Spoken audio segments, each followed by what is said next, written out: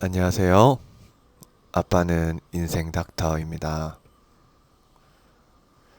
내 집을 마련한 다음 부동산 투자처로는 어떤 것이 좋을까요? 저는 개인적으로 상업용 부동산 중에서 임대 수입과 시세 차익을 동시에 거둘 수 있고 대형 빌딩과 달리 가격적인 면에서도 일반인이 접근 가능한 꼬마 빌딩을 추천합니다. 여기서 꼬마 빌딩이란 대체로 수십억 원대 가격의 5층 내외 소형 빌딩을 말하며 주로 작은 대로변이나 이면도로 같은 골목길에 위치하고 있습니다. 이번 시간에는 꼬마 빌딩의 특징, 수익 형태, 적정 가격 평가법, 법인의 필요성, 빌딩 건축법의 기초, 계약 시 주의해야 할 점에 대해 살펴보겠습니다. 먼저 꼬마 빌딩의 특징은 무엇일까요? 첫째, 대지 전체를 소유하는 장점이 있습니다.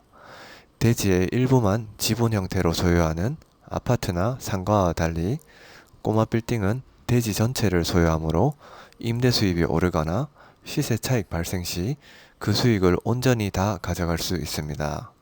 또한 땅에 투자하는 것이므로 공시지가 흐름을 조사하여 지가 상승률이 높거나 개발을 통해 추가적인 부가가치를 창출할 수 있는 곳에 투자할수록 유리합니다. 둘째, 환급성이 떨어지고 공실 위험성도 있습니다. 꼬마 빌딩은 필수제가 아닌 반면 투입 비용은 크기 때문에 아파트처럼 쉽게 거래되지 않고 사고 팔기 어려우며 경기 상황에 따라 공실 발생으로 인해 수익률이 낮아질 수 있는 단점이 있습니다. 따라서 상업용 부동산도 본인 회사의 사업 같은 실사용 목적으로 매수할 경우 공실에 대한 위험성이 없어지므로 다소 유리한 면이 있지만 이런 사옥용으로 매입 시에도 공시지가 상승률이 낮아 투자 가치가 없는 대지는 매수보다는 차라리 임대차 계약을 통해 세입자로 들어가는 게 유리합니다. 셋째, 상권이 발달된 지역에 투자해야 합니다.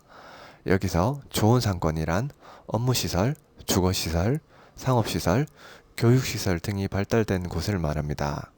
특히 갑자기 반짝 유행하는 땡리단길 같은 테마 상권이나 새롭게 형성된 신도시 상권보다는 대단지 아파트 같은 배우 세대가 풍부하고 오랫동안 꾸준히 유지된 전통 상권이 좋습니다. 또한 이렇게 주거 인구가 많아 병원, 학원, 식당 같은 근린생활 상권이 주변에 발달하면 2층 이상 상층부에 공실이 적고 층별로 구분 임대도 잘 맞춰져 안정적으로 임대 수입을 거둘 수 있는 장점이 있습니다. 따라서 꼬마 빌딩 매입 시에는 인접 건물들의 층별 업종 구성을 조사하여 상층부에 근생 수요가 충분히 받쳐주는 지역인지 확인해야 합니다. 즉, 상층부에 원룸이나 빌라 같은 주거 수요가 대부분일 경우 좋은 상권이 아니며 병원이나 학원 같은 우량 업종이 많을수록 좋은 상권을 의미합니다. 넷째, 입지적 요소도 고려해야 합니다. 지하철 역세권 주동선에 위치하거나 유동 인구가 많을수록 입지적으로 우수하며 구불구불한 골목 상권보다는 바둑판 모양의 직선형 상권이 가시성 면에서 뛰어납니다. 또한 오르막길이나 내리막길보다는 평지가 접근성 면에서 좋으며 갓길에 임시 주차를 해도 다른 차가 지나갈 수 있는 6m 이상의 도로가 있어야 유리합니다. 아울러 대지 모양은 동서로 긴 직사각형보다 남북으로 긴 직사각형이 개발할 때 유리하며 부정형 대지는 땅을 효율적으로 쓸 수 없으므로 가급적 사지 않는 것이 좋습니다. 다섯째, 시세 파악이 어렵고 투자 난이도가 높습니다. 아파트는 정형화되어 있고 동일 상품이 많아 일반인도 쉽게 적정 가격을 파악할 수 있지만 꼬마 빌딩은 같은 도로에 있는 빌딩이라도 땅과 건물의 모양이 다르고 개별성도 강하기 때문에 전문가조차 가치 평가하기 어렵습니다. 또한 개발과 유지 관리에 있어서도 어렵고 번거로운 일이 많으므로 가급적 자주 오고 갈 수 있는 접근성이 우수한 지역 내에서 투자하고 새로운 사업을 시작한다는 각오로 충분한 공부와 준비가 된 상태에서 시작해야 합니다. 아울러 개발 시 전문가에게 용역비를 주고 명도를 포함한 공사 전 과정을 맡기는 방법이 있고, 세입자 계약, 공실시 광고, 시설 수리, 청소 및 보안 같은 건물 유지 관리도 전문 관리 업체나 공인중개사의 도움을 받는 방법도 있습니다. 다음으로 꼬마 빌딩으로 수익은 어떻게 얻을 수 있을까요? 첫째, 매각할 때 수익에 초점을 맞추는 시세 차익형이 있습니다. 이는 지가 상승률이 높은 지역 내 상태가 양호한 건물을 매입하거나 단독주택이나 낡은 건물을 매입해 신축이나 리모델링을 한 다음 장기간 보유하다 만족스러운 가격으로 올랐을 때 대파는 방식을 말합니다. 따라서 가급적 지가 상승이 높은 도심 지역에 투자하는 것이 좋으며, 임대 수익률은 낮으므로 고정적인 월 수입보다는 차후 매각 차익에 초점을 맞춰야 합니다. 특히 신축이란 기존 건물을 모두 허문 다음 완전히 새 건물을 짓는 것을 말하며, 기존 건물이 법정 건폐율과 용적률에 훨씬 못 미쳐 지어졌을 경우에 유리한 개발 방식입니다.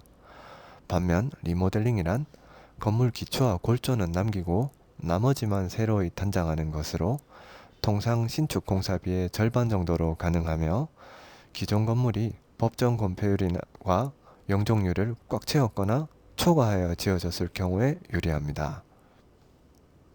둘째, 매달 고정 수입에 초점을 맞추는 임대 수익형이 있습니다. 이는 임대 수익률이 높은 지역 내 건물을 매입한 다음 장기간 보유하며 안정적인 월세 수입을 목표로 하는 방식입니다. 따라서 가급적 임대 수익률이 높은 외곽 지역에 투자해야 유리하며, 시세 차익이 적고 황금성도 떨어지므로 나중에 매각에 어려움이 있을 수 있습니다. 또한 임대 수익률을 유지해야 건물 가치가 하락하지 않으므로 임차인이 임대료 조정을 원할 경우 임대료를 낮추기보다는 몇 달 정도 임대료를 받지 않는 렌트 프리를 주는 것이 유리합니다. 셋째, 개발 행위 후 즉시 매각하는 디벨롭형이 있습니다. 이는 단독주택 부지나 노후 건물을 신축이나 리모델링하여 개발한 후 최단기간에 매각하여 차익을 얻는 방법입니다. 즉, 연면적이 증가된 새 건물을 만들어 임대 수익률을 높인 다음 이를 그 지역의 평균 임대 수익률에서 건물 가격을 역산해 매각하는 방법으로 해당 대지에서 건물 가치를 최대치로 끌어올린 후 빠르게 되파는 방법입니다. 이는 개발 관점에서 사업성을 미리 조사한 다음 수익성이 양호할 때만 진행하는 것이 좋으며, 건물의 예상 판매 가격에서 매입 가격과 공사 비용을 뺀 값의 차이가 클수록 사업성이 우수합니다. 만약 현재 인건비나 공사비가 너무 높거나 또는 금리가 높아 대출이자가 크거나 아니면 부동산 침체기로 인해 빌딩 가격이 내려갈 경우에는 크게 손해볼 수 있으므로 지양하는 것이 좋습니다. 다음으로 꼬마 빌딩의 적정 가격을 알아내는 방법은 무엇일까요? 첫째, 건물은 대지 가격과 건물 가격으로 나눠서 평가해야 합니다. 먼저 대지 가격은 최근 5년 동안 거래된 실거래가를 우선 조사하여 주변 건물들이 대지 평당 얼마에 거래되었는지를 면밀히 살펴본 다음 현재 매물로 나와 있는 물건의 호가와 비교해 볼 필요가 있습니다. 반면 건물 가격은 건물 수명이 보통 40년 정도이고 사용한 연식만큼 감가상각되어 가치가 떨어지므로 전체 연면적 신축 시 가격에서 사용한 연식만큼 가격을 차감하면 됩니다. 둘째, 건물의 임대 수익률을 산출한 뒤 그 지역의 평균 임대 수익률에서 건물 가격을 역산하는 방법이 있습니다. 건물의 임대 수익률은 연간 임대 수입 곱하기 100 나누기 보증금을 제외한 건물 가격으로 구할 수 있습니다. 반면 건물의 적정 가격을 구하는 방법은 연간 임대 수입 곱하기 100 나누기 지역의 평균 임대 수익률에서 보증금을 더한 가격으로 구할 수 있습니다. 예를 들어 건물의 연간 임대 수입이 1억, 보증금 3억, 지역 평균 수익률이 3%인 경우 1에서 100을 곱한 후 3으로 나눈 뒤 보증금 3을 더해주면 해당 건물의 적정 가격은 약 36억임을 알 수 있습니다. 셋째, 감정평가사에게 수수료를 지급하며 정식 감정 가격을 알아보거나 은행에서 대출 상담을 받으며 무료로 대략적인 탁상 감정 가격을 알아볼 수 있습니다. 흔히 탁감이라고 부르는데 매물 가격이 탁감과 비슷하게 나왔을 경우 적절한 가격에 나온 매물임을 알 수 있습니다. 또는 랜드북이라는 사이트를 통해 원하는 빌딩의 AI 기반 적정 가격을 파악할 수 있고 밸류맵이라는 사이트를 통해 최근 매각 사례와 대지의 평당 가격도 파악할 수 있으며 부동산 플래닛이라는 사이트를 통해 35년 동안의 공시지가 상승률까지 파악할 수 있습니다. 넷째, 꼬마 빌딩 가격은 국내 경기와 금리 변화에 매우 민감하게 반응하며 같은 지역 내 아파트 가격 흐름에 후행해서 움직이는 경향이 있습니다. 따라서 투자하려고 하는 지역 안에서 랜드마크 아파트 단지의 가격 흐름을 면밀히 관찰하는 것이 중요하며 부동산 침체기로 인해 지역 내 아파트 가격이 충분히 하락한 상태에서 매매 가격과 전세 가격이 반등하기 시작할 때 꼬마 빌딩을 매입하는 것이 좋습니다.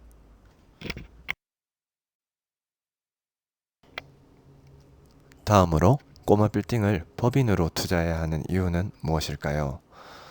주거용 부동산인 아파트의 경우 1세대 1주택은 양도세가 비과세되기 때문에 개인 명의로 하는 게 유리하지만 상업용 부동산인 꼬마 빌딩은 법인을 만들어 개인 명의와 이원화하는 게 좋습니다. 국내 소득세는 근로, 사업, 이자, 배당, 임대, 기타 소득이 합쳐진 종합과세 체계이므로 절세를 위해선 다양한 수입원을 최대한 분리시킬 필요가 있습니다. 특히 사업소득이 매우 높으면 누진세로 인해 전체 소득에서 50% 가까운 소득세와 건강보험료를 내게 되며 임대소득이 추가로 발생될 경우 이 역시 50% 가까이 세금으로 내야 합니다. 하지만 법인을 통한 부동산 보유 시 임대소득은 다른 소득과 무관하게 10에서 20%의 법인세만 내면 되고 양도 차익 발생 시 개인은 최대 50% 가까운 양도세를 내는 것에 비해 법인은 10에서 20%의 법인세만 내면 됩니다. 하지만 사업소득이 크지 않거나 법인의 수익금을 전부 생활비로 써야 되는 경우에는 법인으로 돈을 마음대로 쓰기도 어렵고 한꺼번에 빼서 쓰기는 더 번거롭습니다. 오히려 법인의 수익금은 급여와 배당 형태로 장기간에 걸쳐 천천히 조금씩 쓰거나 최대한 돈을 빼지 않고 잘 굴려서 법인의 사이즈를 키우는 것이 훨씬 유리합니다. 즉, 종합소득세 기준을 넘지 않는 연 2천만 원까지만 배당을 받고 남은 대부분의 수익은 법인에 쌓아두며 재투자하는 것이 가장 좋습니다. 또한 법인은 소득의 귀속 시기를 조절할 수 있는 장점이 있어 현재 급여를 무보수로 세팅한 다음 차후 소득이 적을 때 그동안 받지 못했던 급여를 한꺼번에 받을 수도 있습니다.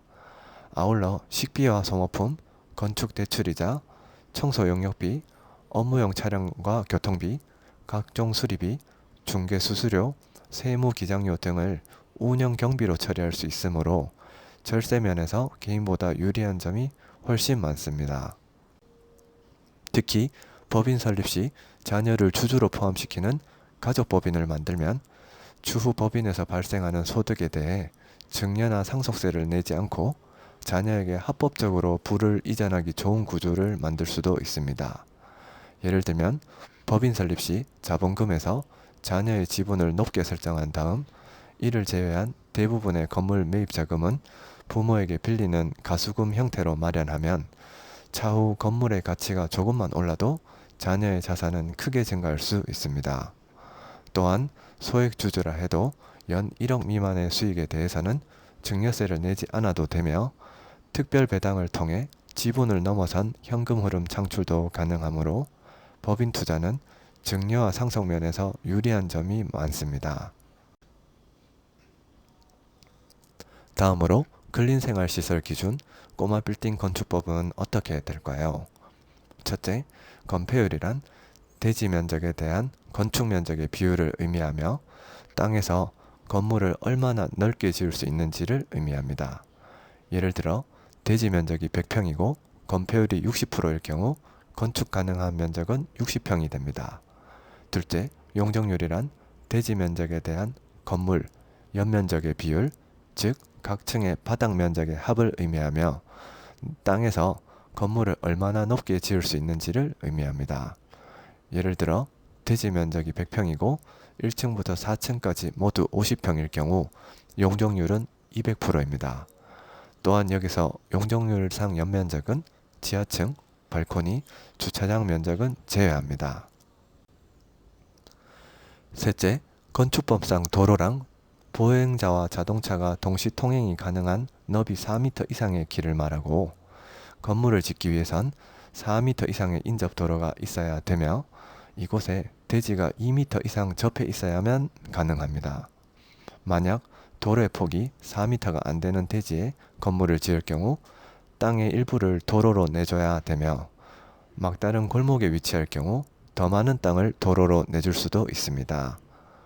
넷째, 법정 주차 대수는 근린생활시설의 경우 40평당 한 대의 주차가 요구되고 총 연면적에서 반올림하여 계산하므로 연면적 210평의 건물일 경우 210을 40으로 나누면 5.25가 되어 총 5대의 주차 대수를 확보하면 됩니다. 다섯째, 대지 안의 공지란 대지 경계선과 도로에서 0.5m의 거리만큼 후퇴해서 건물을 지어야 함을 의미합니다. 또한 두곱석은 건물 외부에 돌이나 판재를 올려 비가 벽을 타고 흘러내리는 것을 방지해주는 돌출된 석재로 건물의 외형을 깨끗하게 유지하는 데 도움됩니다. 여섯째, 일조권 사선 제한이란 인접한 이웃 건물의 일조권을 보장하기 위해 정북 방향 인접 대지 경계선에서 일정 거리를 띄워서 지어야 함을 의미합니다.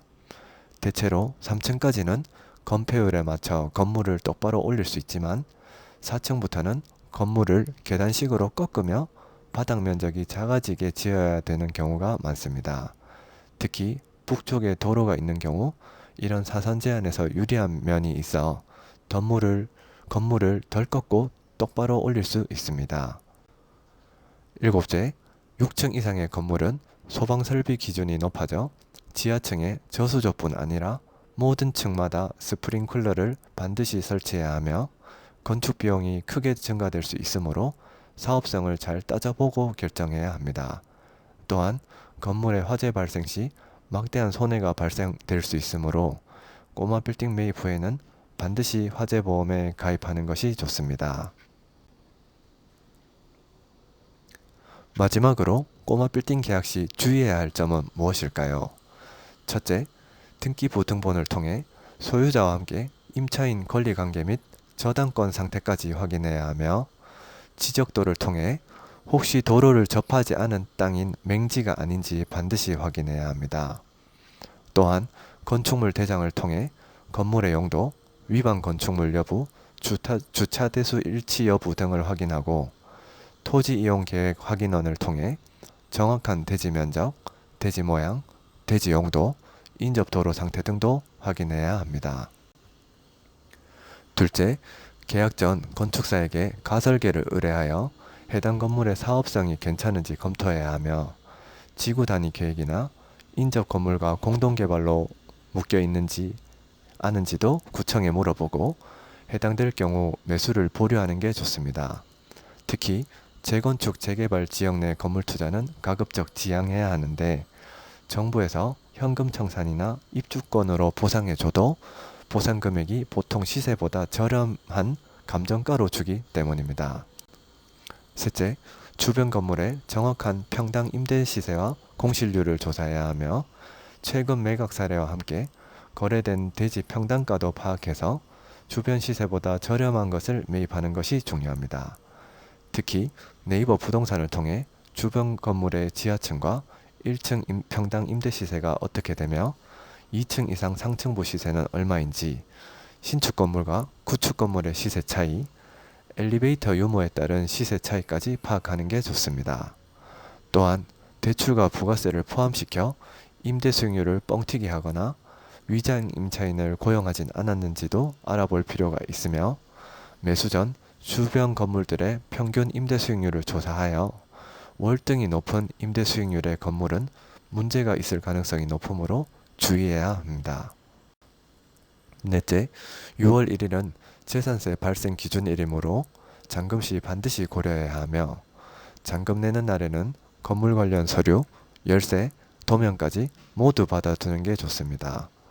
또한 공시지가 80억 이하의 빌딩은 종합부동산세는 없으므로 대부분의 꼬마 빌딩은 종부세 대상에는 해당되지 않습니다.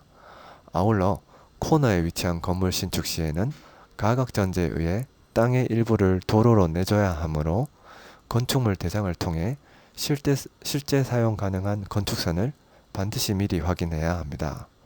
특히 입구가 좁은 자루형 토지일 경우 건축하기도 어렵고 차후 매각할 때도 불리하므로 가급적 매입하지 않는 게 좋습니다. 다섯째, 북쪽으로 낮게 경사진 땅은 일조권 사선 제한을 가중해서 받아 분리하며 반대로 남쪽으로 낮게 경사진 땅은 지하층을 1층처럼 쓸 수 있어 오히려 유리합니다. 또한 건물 매수 시 위반 건축물이 있어 문제가 생길 경우 모든 책임은 매도인이 진다는 특약을 넣는 게 좋습니다. 아울러 임차인과 계약할 때 근생시설을 주거용으로 사용하면 안 된다는 조건을 명시하고 건물이나 기존 주택을 매각 시에는 현재 건물 안에서 임차인이 주택으로 사용되는 부분이 없는지 확인하고 매각해야 양도세 폭탄에서 벗어날 수 있습니다. 여섯째, 신축이나 리모델링 시 공사 대금 지급 방법은 우선 성금으로 총 공사비의 10%를 지급하고 계약 이행 보증보험을 통해 안정성을 확보해야 합니다. 또한 중간공사 대금은 기초공사, 골조공사, 전기공사, 창호공사 등 각 공정이 마무리될 때마다 지불하고 매월 정액으로 지급하는 게 아니라 공정표상 진척도에 따라 지불해야 합니다. 특히 마지막 잔금 10%는 준공 후 감리자의 하자 검사까지 마친 다음 지급하는 것을 추천합니다. 내 집 마련 뒤에는 소형 빌딩 투자도 고려해 볼 필요가 있습니다. 부동산은 거주에 대한 부분은 개인 명의로 하고 자본소득에 대한 부분은 법인으로 하는 이원화 전략이 좋습니다. 또한 꼬마 빌딩은 상권이 우수하고 주변 배우 세대와 유동 인구가 풍부하며 인접 건물들의 공실이 적고 공시지가 상승률은 높은 곳에 투자해야 합니다. 아울러 고점이 아닌 적절한 가격으로 하락했을 때 매수하고 특히 매도가 잘 되는 가격대의 물건을 매수해야 환금성이 좋습니다.